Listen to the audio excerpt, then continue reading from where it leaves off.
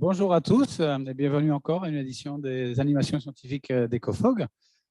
Aujourd'hui, on a Claire Wauquiez qui était VSC, voilà, volontaire servicique, j'ai appris maintenant à bien le dire, ici à EcoFog dans le labo Bois, et qui malheureusement nous a quittés pour commencer une thèse. Donc, félicitations à toi, Claire, pour cette démarche. Et bon, je te passe la parole. À toi. Merci Nicolas et merci à tous de bien vouloir m'écouter aujourd'hui.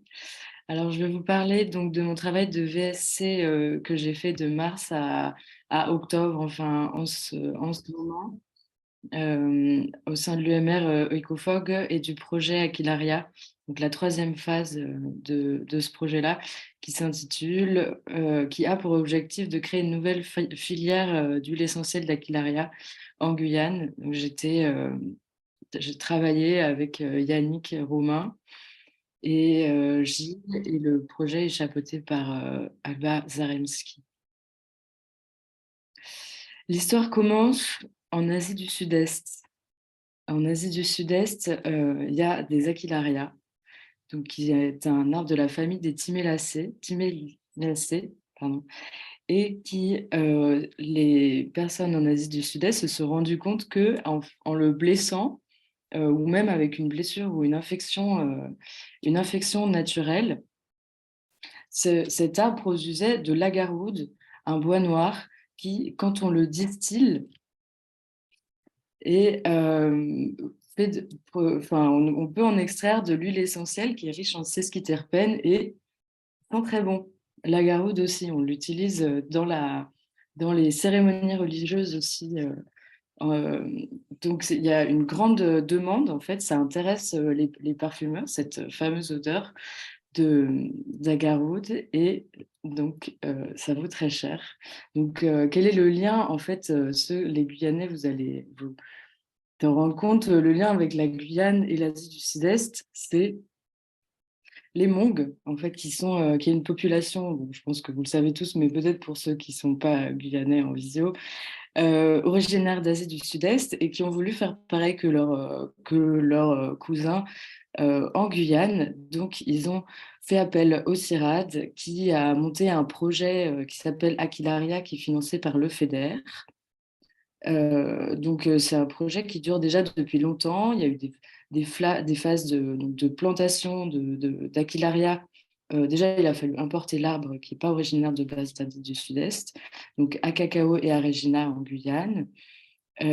Ensuite, l'infecter par des champignons lénivores, ça c'était dans les phases précédentes du projet. Et les arbres ont enfin produit du bois noir. Et c'est là que commence mon VSC. Donc, mon travail, c'était de abattre les arbres qui nous intéressaient, préparer en extraire en fait le bois noir qu'on voit ici sur la tranche, le distiller et obtenir des huiles essentielles. Et après, le but, c'est de faire une mise à l'échelle pour la création de cette nouvelle filière. Donc, c'est ça dont je vais vous parler aujourd'hui. Donc, dans les objectifs de mon VSC, il y avait donc tout ce qui touchait à la filière oléorésine. Donc, valider les résultats obtenus avec de l'huile essentielle de bois noir, faire de même aussi avec de l'huile essentielle de bois blanc pour valoriser en fait tous les produits de l'arbre, tous les composés de l'arbre Aquilaria. On travaillait aussi sur les arbres morts et aussi même sur les feuilles, donc pour faire de l'huile essentielle. Là, ce qui n'est pas en gras, c'est ce que je ne vais pas pouvoir vous présenter aujourd'hui, malheureusement. Il y avait aussi une partie tisanerie où on voulait faire de la tisane avec les feuilles, et une partie valorisation sur le projet. Donc aujourd'hui, ma présentation s'articulera en deux parties. La première, c'est vraiment ce que je viens de vous présenter, comment on a fait pour distiller le bois, les résultats qu'on a obtenus. Et la deuxième, c'est une mission que j'ai faite à la plateforme d'histologie et d'imagerie végétale à Montpellier, au CIRAD, qui en fait, c'était une courte mission avec, dans l'équipe de Jean-Luc Verdeil, mais je pense que c'est intéressant que vous sachiez, enfin déjà on a vu des résultats super intéressants, et en plus, comme ça, vous aurez conscience de ce qui est possible de faire là-bas à Montpellier. Donc commençons avec la première partie. Donc on a travaillé sur 8 arbres à cacao et à Régina. Attendez, j'essaie de placer ça, c'est plus simple. Voilà, à cacao et à Régina, qui avaient de 6 à 8 ans. Ils ont été inoculés 1 an. On a essayé de comparer des durées d'inoculation 1 an, 2 ans et 4 ans avant l'abattage. Ils ont été inoculés principalement par le champignon lignivore Corylopsis polyzona et aussi un seul par Gloeophyllum trabeum, avec une méthode, en fait, soit des éprouvettes de hêtre contaminées étaient insérées dans l'arbre, soit, ça c'est plutôt à cacao, soit des trous, en fait, ont été faits dans les troncs d'arbres et on en a inséré de la gélose contaminée par ce champignon. Et pour ce qui est du bois blanc, le bois sain, on le récoltait sur les arbres abattus environ au minimum 30 centimètres au-dessus des blessures, ou alors on prenait des branches d'arbres non inoculées. Et après, pour inoculer le bois, pour préparer le bois, donc on l'abattait, on l'écorçait, on le coupait en rondelles. Donc là, c'est ce qu'on voit ici. Et après, on a séparé en fait le bois blanc du bois noir au ciseau à bois. Et après, le bois noir était broyé au moulin à café. C'est la meilleure méthode qu'on a trouvée. Et le bois blanc, où on a une bien plus grosse quantité, soit au broyeur à bois ou à la broyeuse agricole, selon les granulos qu'on a voulu tester.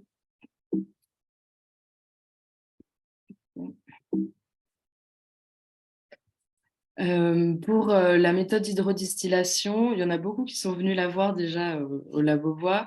Donc on a fait ça dans l'eau. Le but, c'est que ce soit applicable pour les agriculteurs derrière. Donc c'est un montage qui s'appelle Clevenger.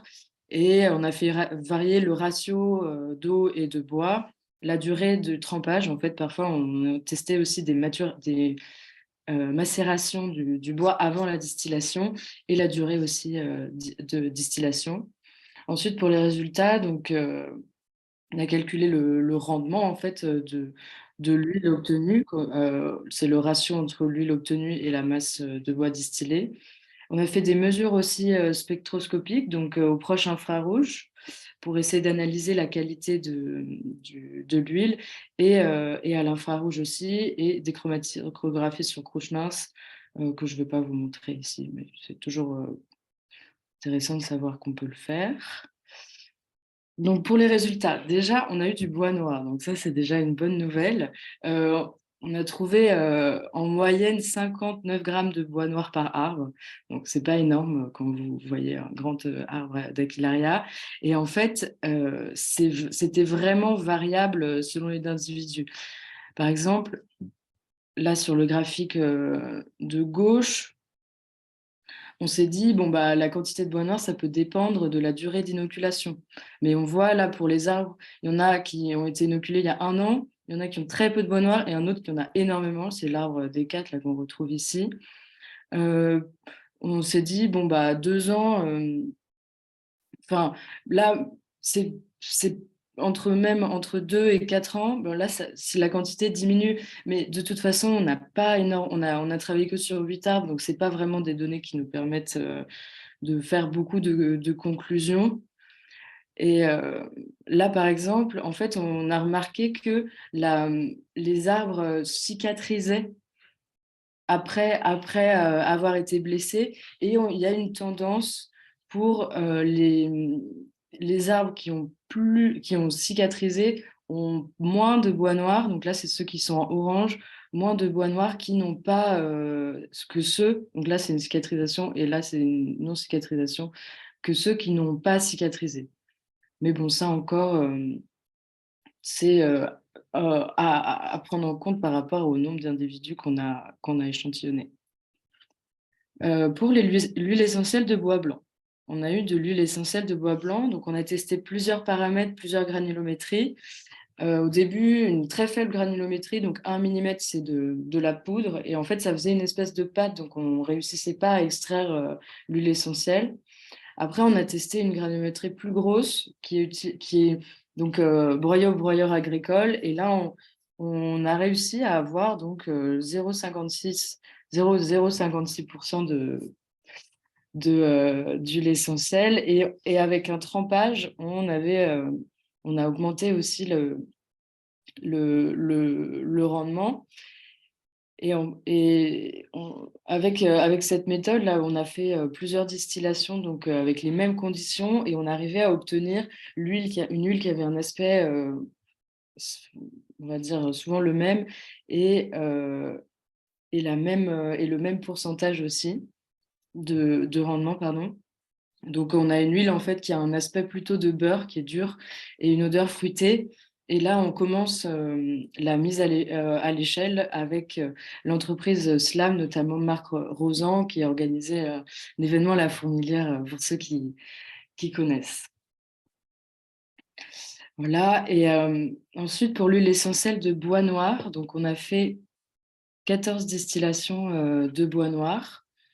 En moyenne, on avait 0,29% de rendement, ce qui est pas énorme, mais déjà, parce qu'en fait, enfin, c'est les premières huiles essentielles de bonheur qu'on réussit à avoir en Guyane. Donc, c'est déjà un bon résultat. Et au maximum, on a eu 0,64% de, un rendement de 0,64%, donc qui est 10 fois supérieur à celui du bois blanc, mais c'est ce qu'on trouve dans la bibliographie. Là, les bibliographies, bon, en Asie du Sud-Est, ils disent qu'ils arrivent à avoir un rendement de 1%. J'ai jamais vu encore vraiment écrit, mais déjà 0,64, c'est pas mal. Et on a comparé donc le rendement du bois trempé et le bois non trempé. Et c'est le bois trempé qui remporte la médaille. Et donc, après, en fait, il faudra calculer, enfin, il faudra analyser la qualité des huiles pour savoir, enfin, OK, il y a un meilleur rendement, mais est-ce que l'huile est de meilleure qualité? Il y a beaucoup de choses à faire à ce niveau-là. Par contre, on avait vraiment des odeurs et des couleurs complètement variables. Là, vous pouvez voir à la photo, selon les distillations. Donc, je pense que ça dépend aussi de la qualité du bois noir qu'on distillait. Donc, là, on peut voir que, bon, heureusement, la masse d'huile obtenue est proportionnelle à la quantité de bois noir qu'on met. Mais vous voyez, si on a très peu de bois noir, en fait, ben, on n'aura quasiment pas d'huile, enfin, même pas d'huile essentielle du tout. Et on voit aussi que plus la distillation est longue et plus le rendement augmente. Donc en fait, on peut faire des distillations très longues. Là, je faisais des distillations jusqu'à 10 jours. Et vous voyez, au bout de 10 jours, enfin, ça continue à augmenter. Donc il faudra mesurer à partir de quand ça devient rentable ou pas. Enfin, parce que ça coûte de l'énergie de distiller pendant 10 jours. Donc c'est des choses à calculer plus tard. Après, en fait, donc, comme on a eu un spectre vraiment d'huiles très différentes, on a essayé de les analyser en spectroscopie. Donc là, il y a 2 ACP à gauche, l'analyse des huiles en spectroscopie proche infrarouge et à droite en infrarouge. Donc déjà, on arrive bien à discerner nos huiles de bois blanc et de bois noir, les blanches en rouge et les noires en bleu. Euh, Leur signature chimique est proche de celle du Laos. Donc, on a en fait des échantillons qui viennent du Laos. Donc, au moins, c'est la même chose, c'est déjà bien. Mais après, moi, ce que je voulais faire, c'était réussir à trouver des différences entre les huiles qui venaient d'un bois trempé et non trempé, ou alors des huiles qui avaient été distillées pendant plus ou moins longtemps. Mais je n'ai pas réussi à voir vraiment de différence en spectroscopie à ce niveau-là.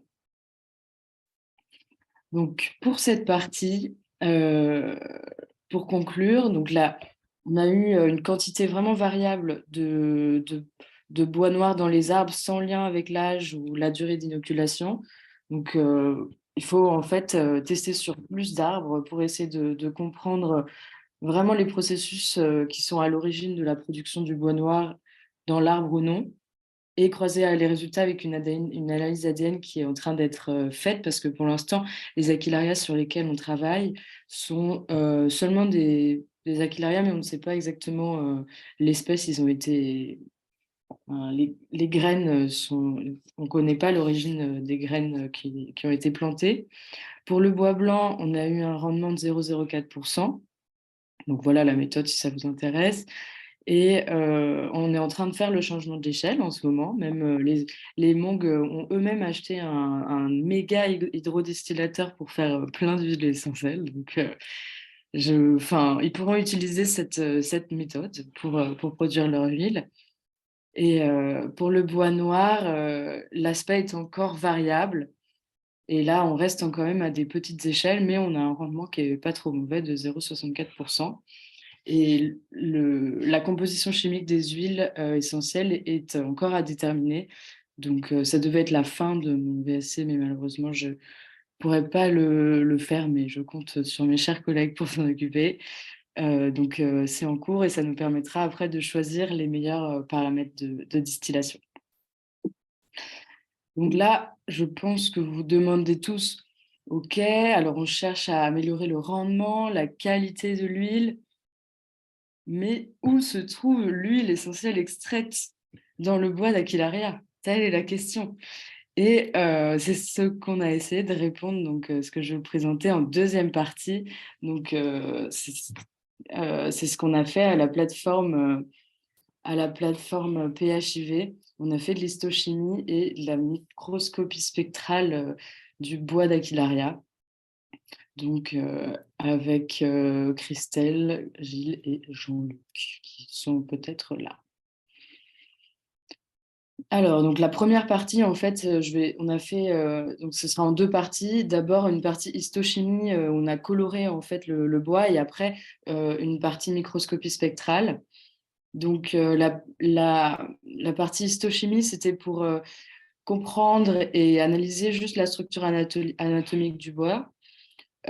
Essayer d'identifier quels composés chimiques, du bois noir et du bois blanc, localiser les molécules d'intérêt, parce qu'en fait, on sait que dans notre huile essentielle, on a des terpènes, c'est ça qui sent bon. Et donc, on a utilisé un colorant spécifique des terpènes justement pour comprendre où est-ce qu'ils sont. Et voir aussi si on retrouvait le champignon qui contamine le bois, s'il était encore là après dans le bois noir, enfin, en tout cas, ou le localiser. Pour ça, on a fait des coupes entre 60 et 100 microns d'échantillons de bois fixés dans du PFA. Et ces échantillons, ils ont été prélevés à la transition entre le bois noir et le bois blanc d'arbres qu'on a étudié dans la première partie. Donc là, on voit sur la tranche, on a essayé plusieurs échantillons. Et voilà, au microscope Nikon. Voilà la première coloration.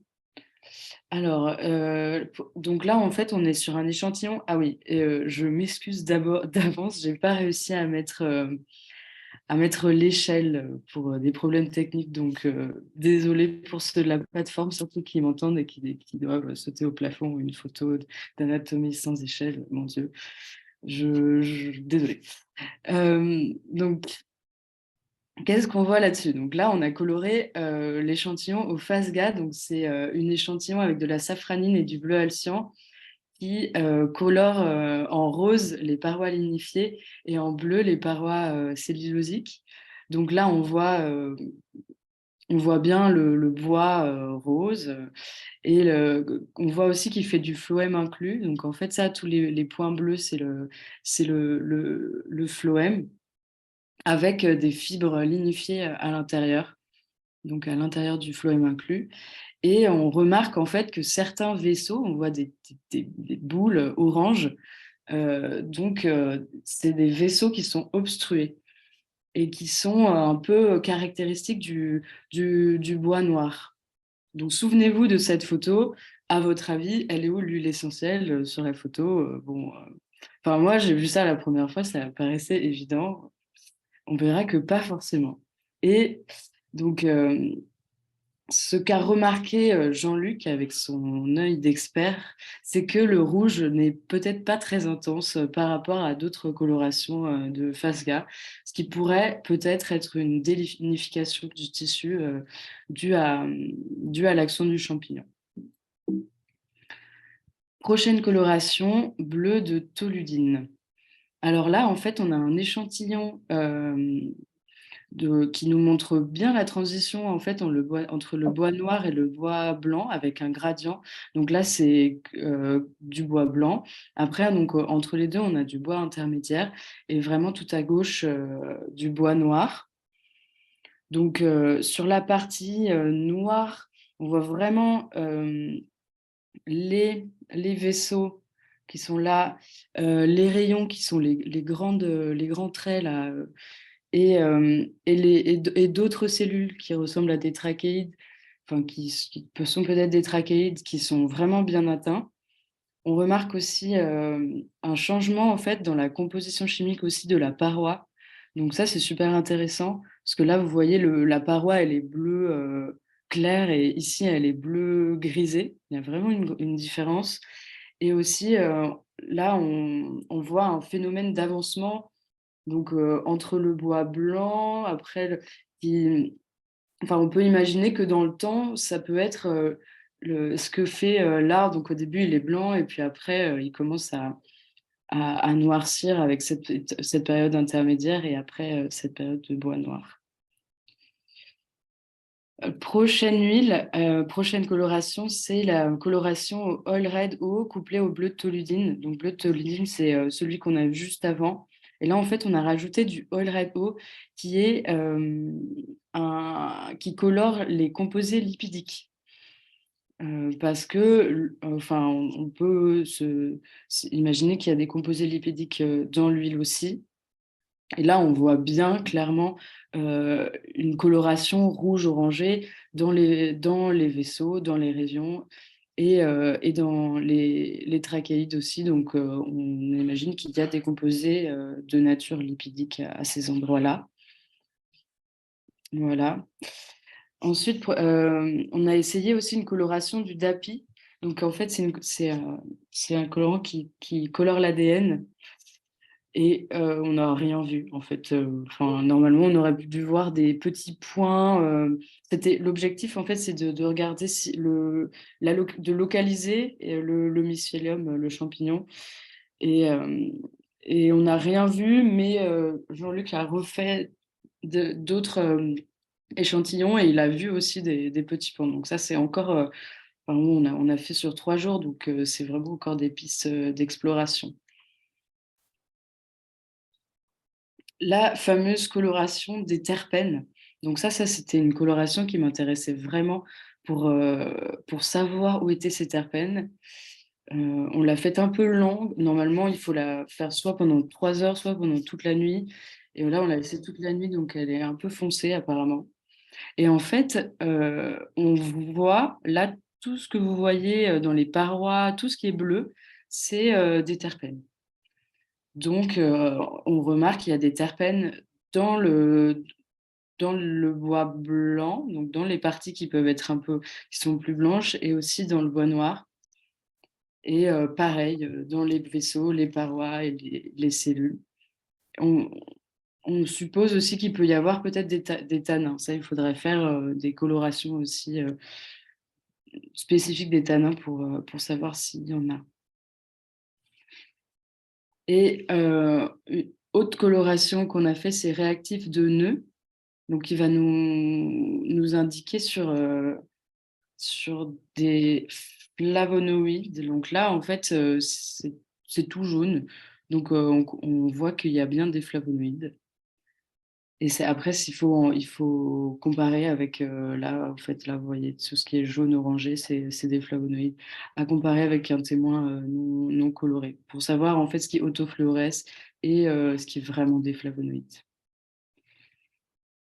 Donc pour cette partie histochimie, je suis passée vite. C'était seulement une semaine, donc je ne suis pas encore experte dans la matière, mais c'était hyper intéressant. On a vu qu'il y avait des terpènes, des lipides et des flavonoïdes, qu'il y avait une accumulation de matière dans les vaisseaux, les rayons et les trachéides. Euh, on a réussi à regarder, à observer une différence en fait de maturation du bois avec une modification de la paroi. Et après, pour ce qui est du champignon, il faudra continuer à le chercher avec une autre coloration, naphthol blue black. Les questions qu'on peut se poser pour un futur projet, c'est est-ce que le champignon délimifie la paroi? Est-ce que, en fait, là, on voit des matières dans les vaisseaux, mais les vaisseaux, c'est des cellules mortes. Donc, est-ce que ce qui s'accumule dans les vaisseaux, est-ce que ça provient du champignon ou alors des cellules environnantes? Qu'est-ce qu'il y a là-dedans, tout simplement, au niveau chimique?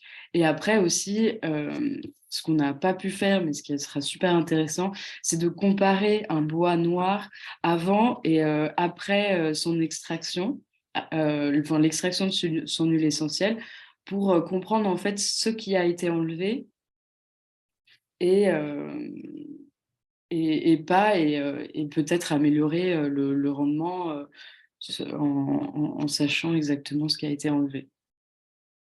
Donc maintenant, je passe à la partie microscopie spectrale. Donc en fait, l'objectif, là, on a utilisé un microscope confocal Zeiss. L'objectif, en fait, c'était de localiser les composés de l'huile essentielle, mais directement dans le bois noir. Et je vais vous expliquer comment on a fait. C'était vraiment impressionnant, cette méthode. Pour ça, on a utilisé de l'huile essentielle extraite d'un arbre qui s'appelle P5.6 et des coupes à l'interface entre bois noir et blanc de ce même arbre. Donc, ce qu'on a commencé par faire, c'est mesurer l'autofluorescence. Donc là, ah oui, c'est parti. Ces diapos ont été faits par Jean-Luc Verdeux. Je les trouvais très bien, donc je les ai repris. Merci Jean-Luc. J'essaierai de l'expliquer aussi bien que lui, mais bon, je pense que je ne pourrai jamais faire ça. Bon, j'arrête. Euh, on, on a d'abord mesuré l'autofluorescence donc des extraits du bois noir, c'est-à-dire de l'huile essentielle.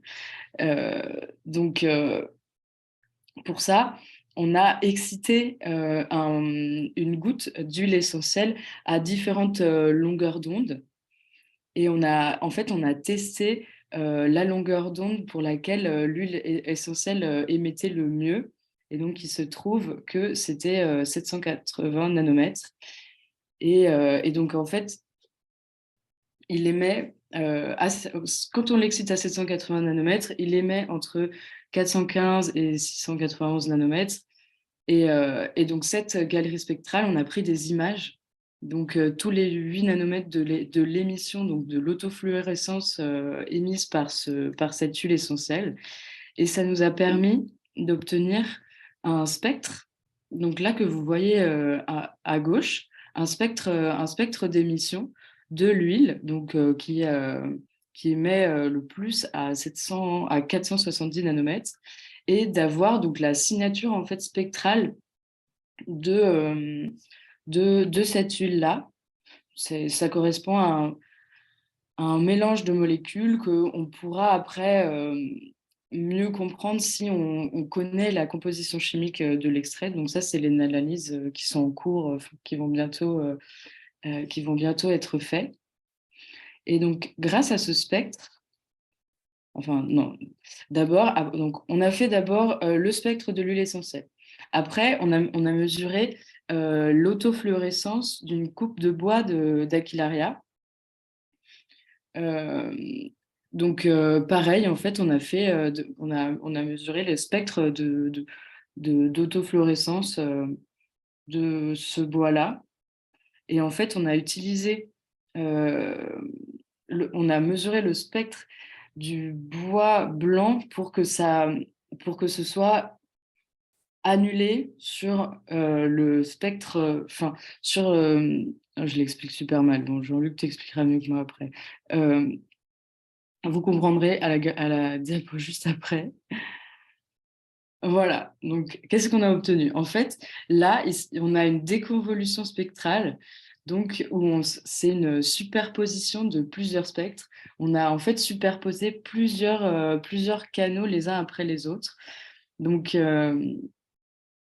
en rouge, on a, non, alors, en vert, on a le spectre qui a été mesuré sur un échantillon de bois blanc, donc un endroit où en fait on a mesuré le spectre d'un endroit qui paraissait non contaminé, donc ça c'est le vert.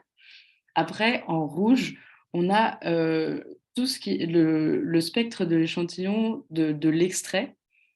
Donc là, tout ce qui émet aux mêmes longueurs d'onde que l'extrait, eh ben, ça sort en rouge. Et en blanc, tout ce qui est ni l'un ni l'autre. Et après, on peut superposer les trois et voir, en fait, ben là, par exemple, sur le rouge, on voit les endroits où il y a l'huile, enfin, où il y a le composé extrait, donc directement dans notre bois noir.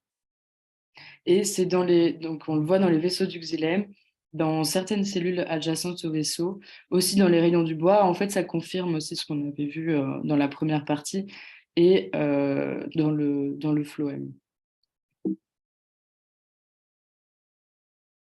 Donc là, j'ai un petit zoom de la déconvolution spectrale, si vous voulez, avec les trois canaux superposés.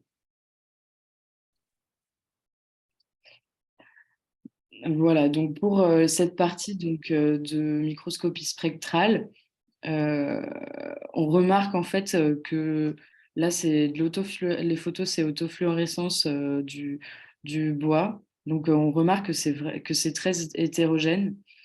Euh, donc, quand on saura la composition de l'extrait, on pourra mieux analyser les différents composés qui le constituent, parce que si on pourra en fait acheter par exemple un sesquiterpène en particulier, mesurer son spectre et après le localiser sur l'échantillon grâce à la mesure de son spectre. Et pareil, quand on faire l'évolution, donc avant-après extraction, ça sera très intéressant à voir aussi. Voilà, c'est tout pour cette partie et pour ma présentation. Donc, merci à tous pour votre attention. Merci, Claire. Merci à vous, Christophe.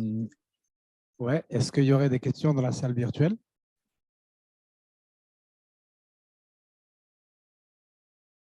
Il y a des questions dans la salle virtuelle?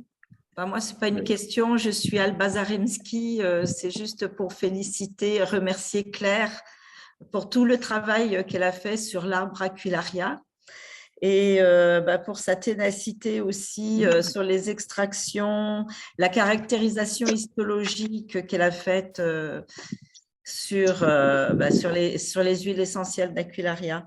Et vraiment, je suis ravie et je tiens aussi à la féliciter pour le prix du meilleur poster qu'elle a eu la semaine dernière durant le GDR Bois qui a eu lieu la semaine dernière à Nice. Voilà. Je vous remercie. Merci à toi, Alba. Il y a un petit message. Voilà, OK. Il y a Luc. Il y a une question de Luc. Oui, donc bravo Claire pour ta présentation. Je trouvais que c'était très clair, y compris pour la partie imagerie. Moi, j'avais une question de néophyte. L'essence de bois noir, je l'ai déjà senti et ça sent effectivement très bon. Par contre, je ne savais pas que tu avais obtenu de l'essence de bois blanc et au niveau odeur, qualités de cette huile? Est-ce qu'il y a des différences entre l'huile de bois noir et l'huile de bois blanc au niveau de l'odeur? Moi, c'était ma petite question. Oui, effectivement, c'est vrai qu'on n'a pas. En fait, on a des très petites quantités de bois blanc, mais ça pourrait être intéressant de l'analyser aussi. Et les deux n'ont rien à voir. Au niveau couleur, il y en a une qui est beige, l'autre qui est marron. Au niveau aspect, l'huile de bois blanc, elle a un aspect de beurre. Et l'huile de bois noir, donc elle est dure en fait, et l'huile de bois noir plutôt visqueuse. Et au niveau de l'odeur, c'est pareil, ça n'a pas du tout la même odeur. Ça a une odeur plutôt, moi, je dirais, fruitée pour le bois blanc et boisé pour le bois noir. Bon, après, c'est assez général. Jacques, tu avais une question? Oui, oui, juste une petite question. Bonjour à tous. Claire, tu as parlé de coupe dans le polyéthylène glycone de 60 à 70 microns. Ça me Oui. paraît énorme en épaisseur. Ben, T'es sûr de ton coup? oui. Ok. Après, peut-être Jean-Luc peut te répondre, mais c'est vraiment les coupes qu'on a fait et tu vois, les photos qu'on a eues les échantillons n'étaient pas si épais par rapport D'accord. à leur observation. C'est des coupes au vibratome? Non, c'est pas, on l'a pas fait au vibratome, on l'a fait j'ai oublié le nom de la machine, une machine qui permet de couper le bois manuel. D'accord, donc c'est un microtome classique, oui, d'accord. Exactement, ouais, Et une autre petite chose, c'était les terpènes. À un moment, dans les colorations, là, tu mets en évidence les terpènes et la lignine ne matche pas dans les terpènes. Enfin, c'est ma question. Non, Non, normalement, non. non, je crois pas. Ben, non, la lignine n'est pas un terpène. Ouais, ok. Ok, non, mais après, la coloration peut être assez large. C'est ça ma Ok. question, en fait. Ouais. Voilà. Merci en tout cas, super présentation et merci beaucoup. Merci. Juste pour aider Claire par rapport à la coloration Nadi, Jacques, c'est vraiment spécifique terpène. Hein. C'est quelque chose qui va taper que sur du terpène. En général, ils s'en servent. Il y a la grande équipe à Clermont là, qui bosse sur la rose et qui fait toutes ces colorations, on a dit, pour vérifier où se déplace le géraniol au niveau du bouton jusqu'au trichome. Voilà, c'est vraiment spécifique au terpène. Ok, super. Est-ce qu'il y aurait des questions? Oui, salut Claire, c'est Julie. J'avais une question. Je me demandais, comme vous n'avez pas fait la compo là, des huiles, pourquoi est-ce qu'a priori vous vous êtes dit c'est des terpènes, des flavonoïdes qui seraient les marqueurs de l'huile que l'on trouve dans le bois noir? Parce qu'en plus, après, c'est vrai que quand on regarde les spectres, effectivement, ça autofluoresce un peu partout. Ça, c'est des composés qu'on peut retrouver, enfin, des extractifs qu'on peut retrouver dans la paroi des fibres de bois. Je voulais savoir pourquoi ce choix-là. Et puis, j'avais une deuxième question, peut-être plus pour les autres chercheurs de la plateforme PHIV. Moi, j'étais assez surprise de voir dans le plan anatomique là, les poches de l'OM. Et je voulais savoir si c'était des choses qu'ils avaient l'habitude de voir dans d'autres espèces, parce que je ne connaissais pas trop ça. Voilà, merci. Merci Julie. Coucou, j'espère que tu vas bien au passage. Ça va. Donc pour le choix des terpènes, en fait, il y a des analyses qui ont déjà été faites dans les phases précédentes du projet sur de l'huile essentielle, mais qui avait été obtenue, mais en très très très faible quantité. Mais ils avaient quand même réussi à caractériser la composition chimique de cette prémisse d'huile essentielle, qui était principalement composé de terpènes. C'est pour ça qu'on a choisi ça. Et même dans la bibliographie, c'est connu qu'il y a en fait un cocktail immense de sesquiterpènes dans cette huile essentielle. Et pour ta deuxième question, je ne sais pas si... c'est vrai que phloème l'inclus, c'est vrai que c'est assez rare pour les arbres, mais en termes d'habitude, là, je ne pourrais pas te répondre. Je ne sais pas si Jean-Luc veut prendre la parole.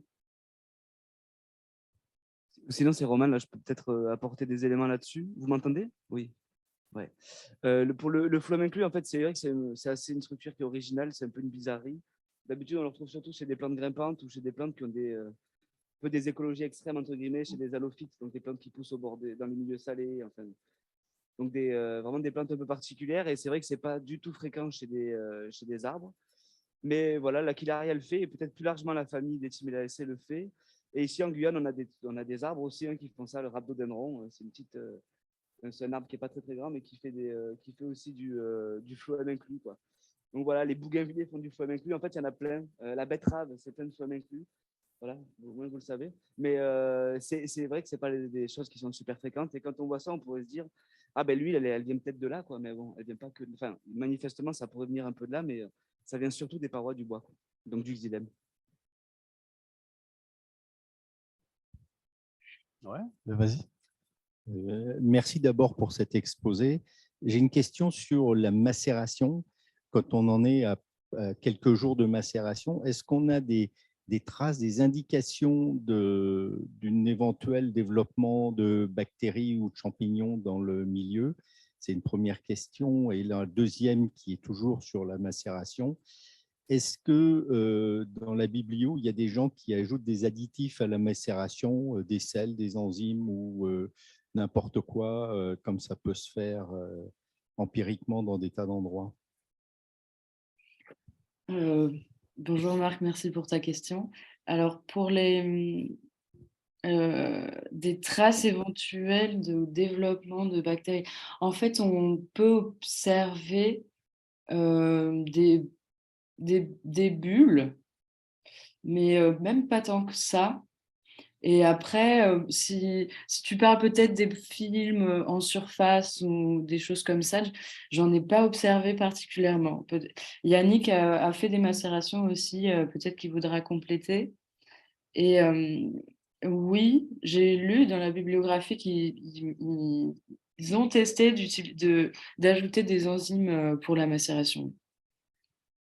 Mais après, nous, on n'a pas cherché à faire ça. On voulait vraiment faire une méthode qui soit le plus simple possible avec de l'eau tout seul. Mais c'est vrai qu'il y a beaucoup de choses à faire à ce niveau-là pour vraiment comprendre ce qui se passe dans cette maturation et quel impact dans cette macération et quel impact elle a sur la distillation derrière et sur l'huile obtenue. Je ne sais pas, Yannick, si tu veux compléter. Ouais. Bonjour Marc. En fait, ce qui se passe et ce qu'on a remarqué, c'est que quand tu mets à macérer au départ, tu as le bois qui flotte, chose normale, hein. Et par contre, au bout de quelques jours, le bois commence à couler parce qu'il s'est rempli d'eau. Et là, comme dit Claire, tu commences à avoir une espèce de fermentation. Alors, sans doute fermentation, hein, parce que tu as des bulles et tu as une forte odeur quand même de champi qui se passe au niveau de l'herlème. Voilà. Et ça dépend des bois, parce que, par exemple, on a fait ça sur le bois blanc, ça sent pas trop mauvais. Par contre, on a fait ça sur du bois noir, et là, on est sur une odeur bouse de vache, quoi. Voilà, donc il y a bien du bois mort, ouais, du bois mort. Et là, on est sur typiquement une odeur de bouse de vache derrière. Voilà, ce qui est un peu moins agréable. Et que ça soit fermé ou non fermé. Ça veut dire si on le met en anaérobie ou aérobie, quoi. Il y a quand même, voilà, c'est ce qu'on a remarqué. Et après, pour compléter à ce que dit Claire, oui, on peut rajouter des additifs, mais on ne l'a pas fait.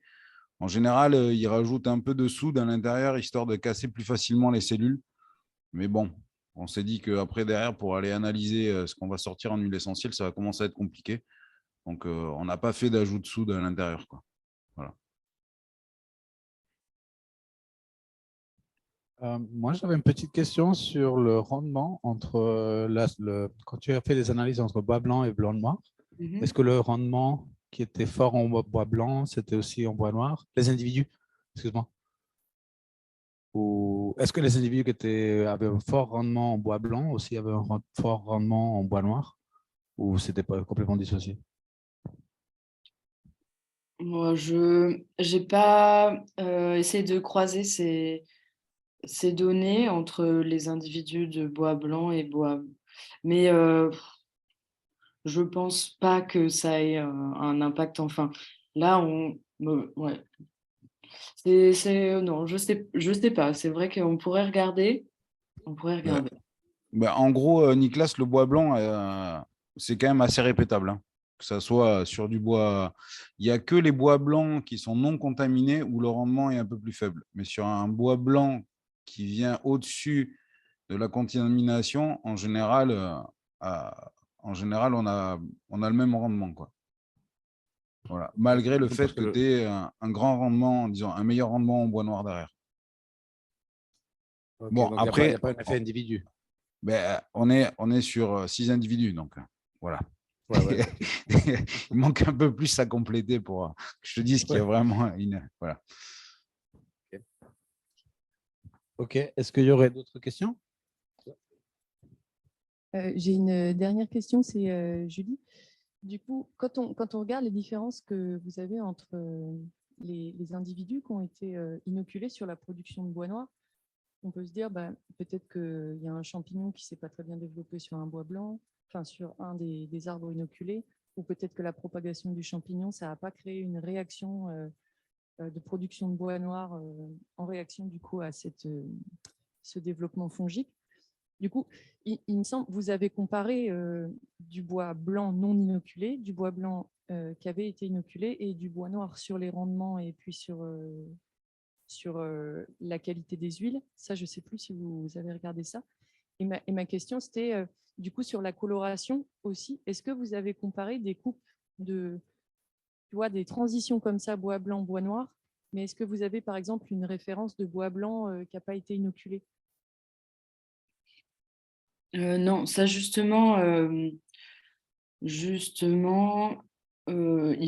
ça fait partie des choses qu'il faudrait qu'on fasse, de comparer juste un bois blanc d'un arbre qui a été inoculé et d'un bois blanc d'un arbre qui n'a pas été inoculé, même si c'est loin de la blessure. Mais là, on a que des coupes qui sont entre la transition noire-blonde, mais d'un même arbre inoculé, du coup. Ça pourrait peut-être permettre de valider votre hypothèse sur la délignification là, qu'on observait avec la coloration qui était moins intense sur le colorant spécifique de la lignine. Peut-être que sur du bois blanc qui n'a pas été inoculé du tout, ça sort normalement. Ou peut-être que parce qu'il est déjà un peu bizarre et qu'il a une anatomie bizarre, peut-être qu'il sort aussi bizarrement sur la lignine. Voilà. Voilà, je finis en te remerciant, Claire, pour le chouette travail, la chouette présentation. Merci beaucoup. Il y a le modérateur qui est parti, mais qui revient. Alors, je prends sa place et je demande si certaines personnes ont encore des questions. A priori, non. Voilà, peut-être qu'on peut se dire au revoir alors. Pour pas rester là. J'en profite pour vous remercier tous aussi pour votre accueil. Et je n'étais pas destinée à travailler avec des arbres et des forêts tropicales. Et finalement, ça a été un coup de foudre en arrivant ici. Et c'est aussi grâce à vous. Donc, merci beaucoup.